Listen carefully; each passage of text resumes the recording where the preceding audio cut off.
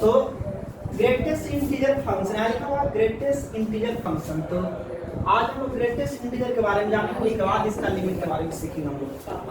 तो greatest integer क्या होता है, देखो greatest integer function y equal to greatest integer of x लिखा है, इसको इस तरह से हम लोग डिनोट करते हैं, डिनोट करने का तरीका है।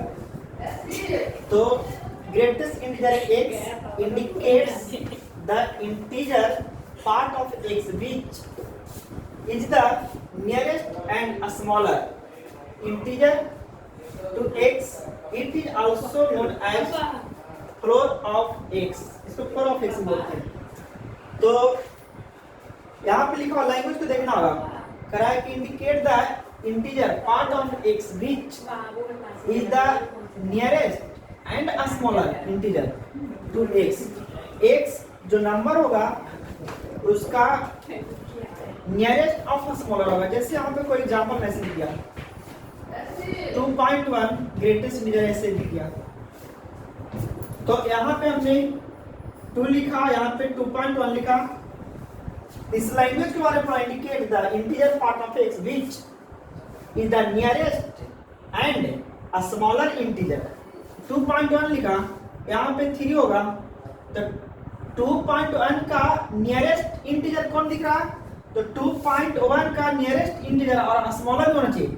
इधर नहीं जाना है, इधर की ओर नहीं जाना है, जो नंबर दिया रहेगा उसके लेफ्ट साइड में जाना होगा और उसके कौन सा इंटीजर मिला वही तुम्हारा ग्रेटेस्ट इंटीजर होगा।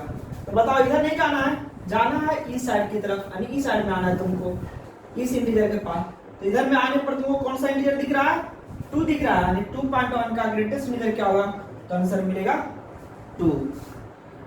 यहाँ पे देखिएगा since x equal to i plus f, जहाँ f है फ्रैक्शन पार्ट और i मींस इंटीजर पार्ट, यहाँ लिख दिया हुआ है, और इसका जो वैल्यू आएगा इंटीजर नंबर होगा। where i is the integral part and f is the fractional part.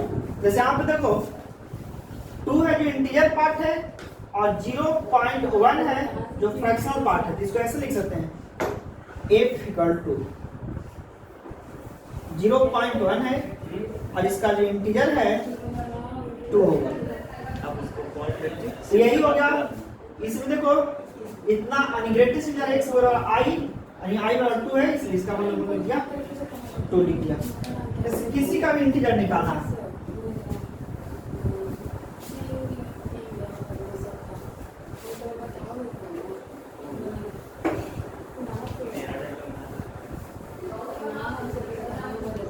अब एग्जांपल में देख रहे हैं 3.5 का ग्रेटेस्ट इंटीजर निकालना है, 5.6 का निकालना है, -2.3 का निकालना है, 2 का निकालना है, -2 का निकालना है। चलो तो इस सब का एग्जांपल को हम देख लेते हैं। पहले सबसे पहले तुमको नंबर लाइन में ऐसे लिख लेना होगा, -∞ से +∞।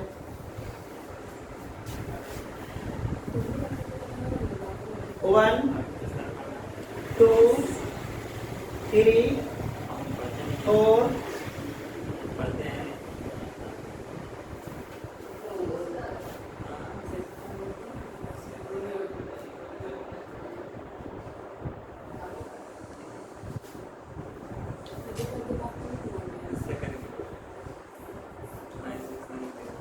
इधर देखिए -1 -2 -3 डॉट डॉट इधर चलते रहे। चलो देखें, सबसे पहले तो तुमको निकालना 3.5, तो 3.5 यहाँ पे 3 लिखा, 0.5 आगे क्यों जाना है, तो 3.5 यहाँ पे होगा 3.5। हमने क्या बोला, जिसका भी ग्रेटेस्ट इंटीजर निकालना उस पॉइंट पर जाएंगे, यानी इस पॉइंट पर चल गया इसे, और इसके लेफ्ट साइड में मुड़कर देखना होगा कौन सा इंटीजर दिख रहा है, तो 3.5 का लेफ्ट साइड मुड़ करके देखा तो कौन सा इंटीजर 3 दिख रहा है, यानी इसका वैल्यू कितना हो जाएगा 3 हो जाएगा। उसके बाद 5.6, तो 5 यहाँ लिखा हुआ है, 5.6 यहाँ पे होगा।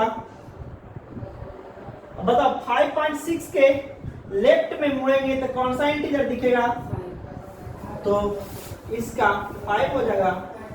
-2.3, तो -2 यहाँ पे है और -2.3 यानी इधर चलेगा, यहाँ पे होगा -2.3। अब देखो -2.3 यहाँ पे इंडिकेट किया, तो इस पॉइंट पर जा करके लेफ्ट मुड़ना है कि राइट मुड़ना है, बता चुका है कंसेप्ट। लेफ्ट, तो लेफ्ट इधर देखेंगे मुड़ करके, तो कौन सा इंटीजर दिखा? -3 और 2 है, तो 2 तो यहाँ पे है, ये खुद इंटीजर है, तो 2 का इंटीजर हमेशा वही रहता है। और -2 होगा, जो सिर्फ इंटीजर में दिया हो तो वही हो जाता है, लेकिन जो फ्रैक्शन पार्ट में रहेगा तो उसको लेफ्ट साइड मुड़ करके जो नियरेस्ट इंटीजर मिलेगा वही इसका आंसर हो जाता है। तो हम लोग इस तरह से, अगर तुमको कोई बोले 2 प्लस का ग्रेटेस्ट इंटीजर क्या होगा? 2 प्लस, तो 2 प्लस का मतलब क्या होता है? 2 प्लस का मतलब 2.01 इक्वल टू 2.001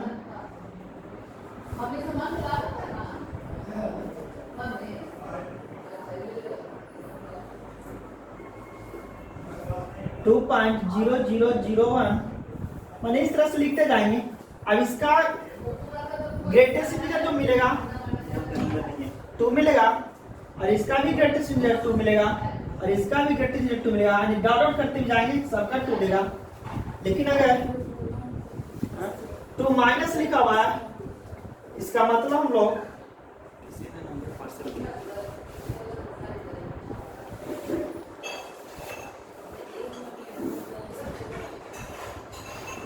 1.999 इस तरह से लिख दिया डॉट आउट करके।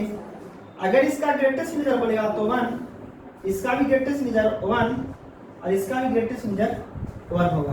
तो 2 प्लस और 2 माइनस का भी हमने ग्रेटेस्ट इंटीजर निकाल के दिखाया, इसी का यूज करेंगे हम लोग लिमिट में। चलो लिमिट से क्वेश्चन कैसे करता है इससे देखिए।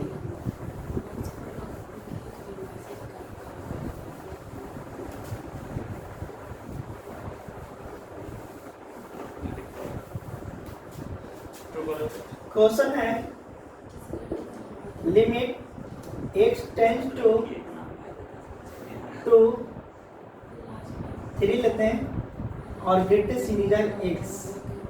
अब क्वेश्चन पूछा कि लिमिट इसका एग्जिस्ट करेगा कि नहीं करेगा, तो लिमिट एग्जिस्टेंस की बात कर रहा है।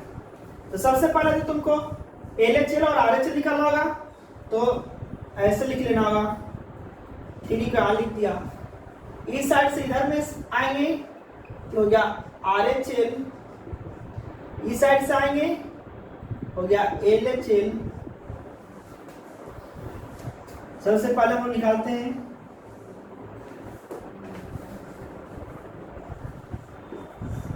F3, यानी फंक्शन में 3 डालेंगे, जो हो जाएगा ग्रेटेस्ट इंटीजर 3 और इसका मान आ जाएगा 3 का ग्रेटेस्ट इंटीजर 3 होगा। और LHL limit x tends to 3 minus greatest integer x।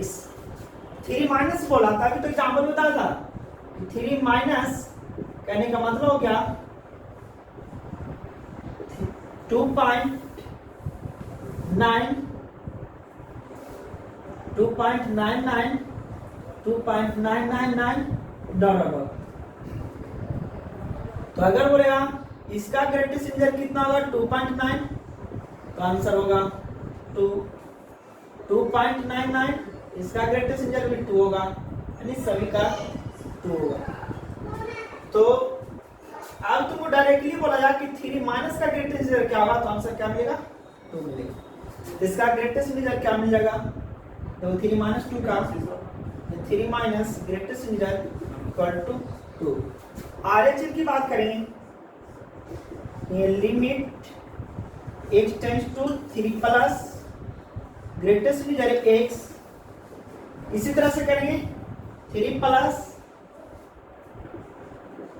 3.001 3.001 3.0001 और इस सब का निकालेंगे ग्रेटेस्ट इंटीजर 3.01 इक्वल टू 3.001, इसका भी ग्रेटेस्ट इंटीजर आ जाएगा 3, इस तरह से सबका निकालेंगे आ जाएगा 3। तो इसका हम लोग निकालेंगे 3 प्लस का ग्रेटेस्ट इंटीजर आएगा 3 आएगा। तो बताओ LHL आया 2, RHL आया 3, तो क्या लिमिट एग्जिस्ट करेगा? तो आंसर मिलेगा लिमिट डज नॉट एग्जिस्ट। यहाँ पे लिखेंगे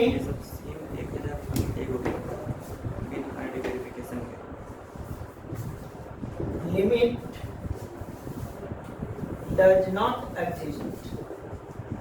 यहाँ पे लिमिट एग्जिस्ट नहीं कर रहा है क्योंकि LHL is not equal to RHL। तो नोट में ये बोल सकते हैं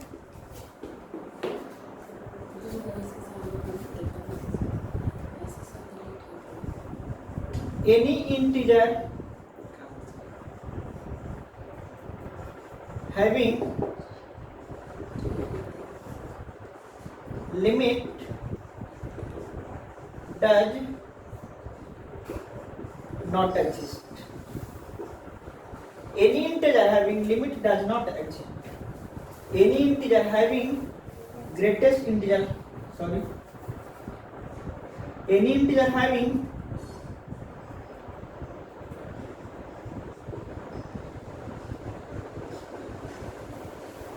limit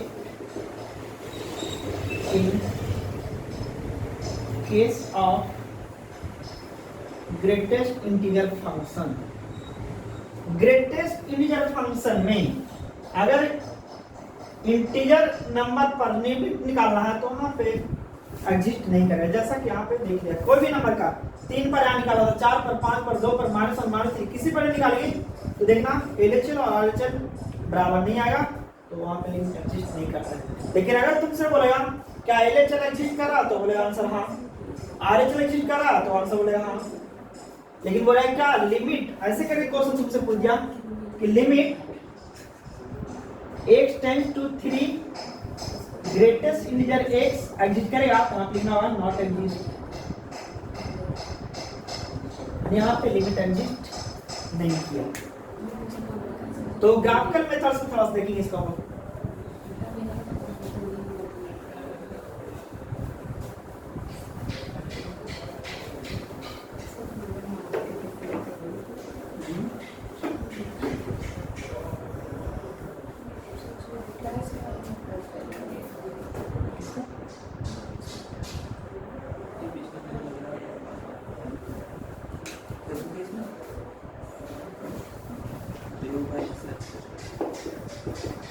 तो graph of greatest integer function के बारे में देखें।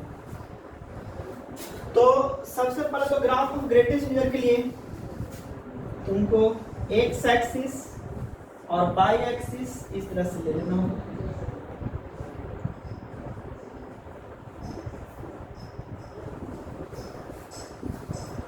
इस पर नंबर पर लिखेंगे 1 2 3 -1 -2 -3 -,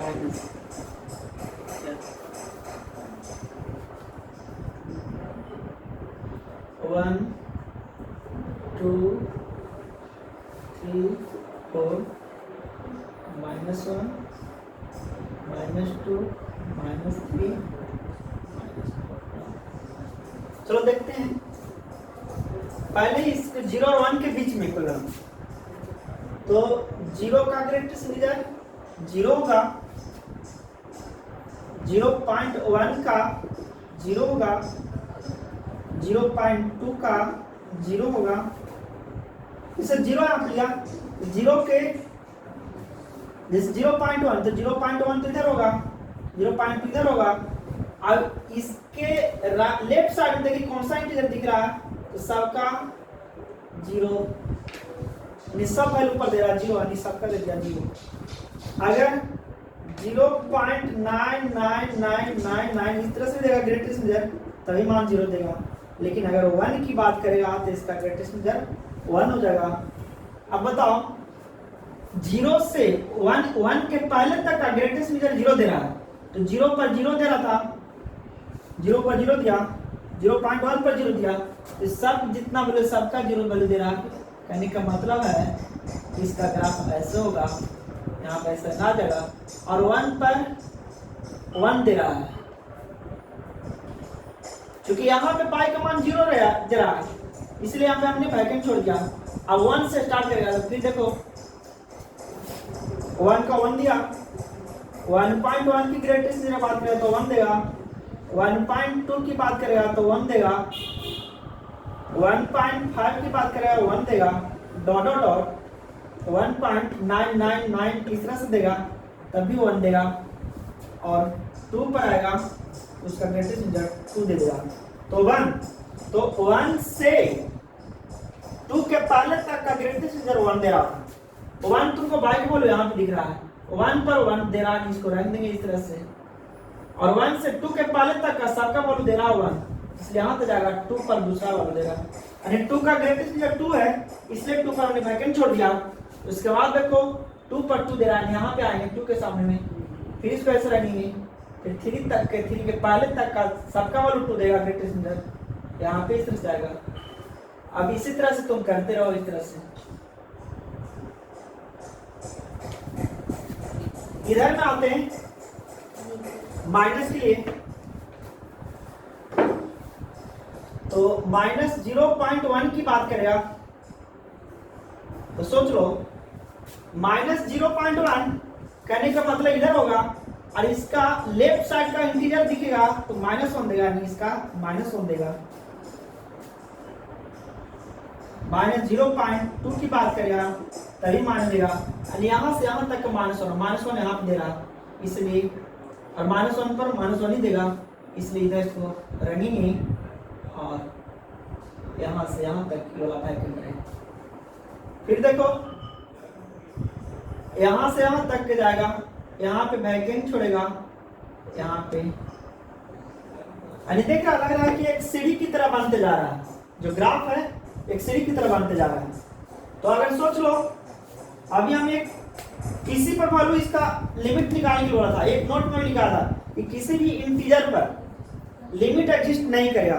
जैसे तुमको किसी भी इंटीजर पर निकालने के लिए, जैसे देख लो यहाँ पे चेक कर सकते हो, ये तो ग्राफ बन के तैयार हो गया, निकालते हैं।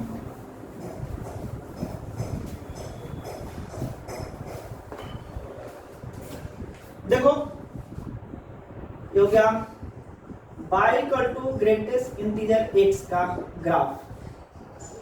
अब हमें एक नोट लिखा थे कि किसी भी इंटीजर पर लिमिट एग्जिस्ट नहीं करेगा, तो इसके लिए देखो चेक करो, ग्राफिकल मेथड से हम लोग करते हैं। जैसे मान लो कि 2 पर चेक करना है, पॉइंट 2 पर चेक करना है,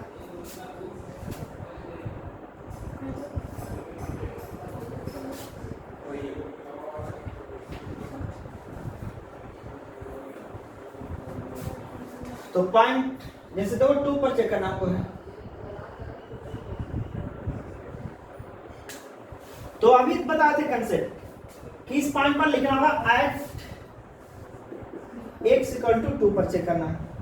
तो 2 के पास जाकर के धागा को ऐसे लटका देंगे, देखो 2 के पास लटका हुआ है। अब बताओ 2 पर धागा देखो कहां पे जाकर के इसको धागा कहां पे टच कर रहा है, ये ग्राफ, इस ग्राफ में किस पॉइंट को टच कर रहा है। यहाँ पे देखो खाली है, यहाँ पे जाकर देखो कर्व जो बना हुआ है, यहाँ पे रंगा हुआ है, शेड किया हुआ है, तो इस शेडेड रीजन, इस फील्ड में धागा टच कर रहा है। तो बताओ 2 पर ग्रेटेस्ट इंटीजर का मान कितना दे दिया, 2 दे दिया, और यहाँ पे वैल्यू लिखेंगे 2 बराबर 2 दे दिया। लेकिन अगर बोलेगा LHL limit x tends to 2 minus greatest integer x, इस पर चेक करना होगा। देखो 2 माइनस, तो 2 पर पहले से जाएंगे, 2 माइनस बोला तो 2 माइनस करने का मतलब कि 2 से इधर आएंगे। अब देखो इस कर्व को, इस ग्राफ को छोड़ दिया, और देखो अब मिलना स्टार्ट किया, यहाँ पे देखो ये जो धागा है 2 माइनस लेफ्ट साइड में आया, देखो कर्व को यहाँ पे कट करा इस पॉइंट पर। इस पॉइंट पर धागा को ऐसे मोड़ेंगे, ऐसे पकड़े दबाएंगे, इसको लूज करेंगे और लूज करने के बाद देखना होगा बाई पर जाएंगे। अब देखना होगा बाई एक्सिस पर गया तो बाई के कौन सा वैल्यू दिया, किस पर जाके धागा शिफ्ट कर रहा है, तो आंसर मिला 1 पर। तो बताओ 2 माइनस पर जो वैल्यू देगा 1 दे रहा है। RHL निकालेंगे, देखिए limit x tends to 2 plus greatest integer x। अब 2 प्लस की बात कर रहा है तो पॉइंट 2 पर पहले से जाएंगे।